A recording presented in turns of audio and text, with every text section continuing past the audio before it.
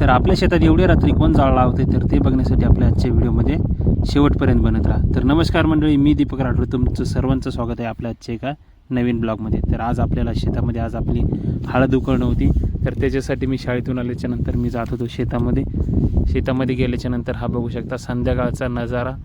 मी गाडी घेऊन शेतामध्ये जात होतो आणि त्याच्यानंतर हा संध्याकाळचा व्ह्यू दाखवतो मी तुम्हाला. हे बघा संध्याकाळचा व्ह्यू, एकदम छान व्ह्यू येत होता. आणि त्याच्यानंतर मला आज रात्रीला म्हणजे हळद उकळणं होती, तर त्याच्यासाठी मी जात होतो विहिरीकडे. हे विहिरीकडे जात असताना हे मधातच मला वानर भेटले.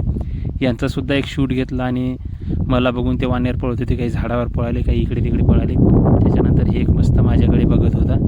तर तिथून मी समोर गेलो मग विहिरीकडे. तर म्हणलं एकदा पहिले मोटर सुरू करून आपलं एकदा काम पूर्ण करून घ्यावं, त्याच्यानंतर बघत असे. ही आहे आपली नवीन विहीर, जे की इथून आपल्याला मोटर सुरू करून तिकडे पाणी भरायचं होतं. याच्यामधलं तुम्ही पाणी बघू शकता, मस्त फुल भरलेली विहीर आहे, पोहण्यासारखी एकदम उन्हाळ्याच्या लायकीची. तर आपलं आता सुरू झालेलं हळद उकळणं. तर हळद उकळणं बघू शकता आपलं किती मोठं गंज होतं हळदीचं. आणि हे कुकरवाले हे होते मांडवीचे, हे आमचं मित्र पका म्हणत होता माझा पण एक व्हिडिओ काढ. हे आमचं पहिलं आदन आलेलं होतं. हे आमचं पहिलं आदन आल्याच्या नंतर हे गणा ओढत होते त्याचा पत्रा आणि त्याच्यामधून खाली पाडत होते हळदीची गांडी. आणि हे होते संतोष भाऊजी, की 4 माणसं होते हळदीला काम करण्यासाठी. तर ते हे अशा प्रकारे हळद उकळल्या जाते आणि हळद उकळल्याच्या नंतर हे गाड्यामधून त्याला एका जागेवर टाकले जाते वाळू घातल्यासाठी. तर त्याच्यानंतर हे मस्त सगळेजण एकदम मस्त बोलत होते. रात्रीच्या टायमाला काम करत होतो आम्ही सर्वजण. मी त्यांच्याजवळ जागून होतो, बसलेलो होतो, आणि हे बाकीचे आमचे मित्र काम करत होते. तर तेवढ्यामध्ये आम्हाला दिसलं एकदम मोहोळ दिसलं आणि ते आम्ही हुलवायला लागलो. त्याच्यानंतर तर मोहोळ हुलवतं आणि ते गणेश बोलायला डसल्यासुद्धा 1-2 माशी.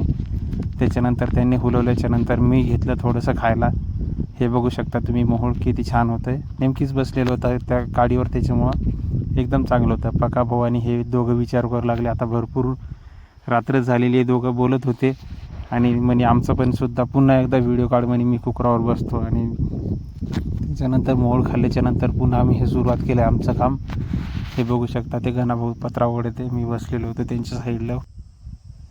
तर आम्ही आता रात्री 2 वाजता बनवला चहा आणि सर्वांनी पिला. आणि आजचा ब्लॉग तुम्हाला कसा वाटला नक्कीच कमेंट करून सांगा. धन्यवाद.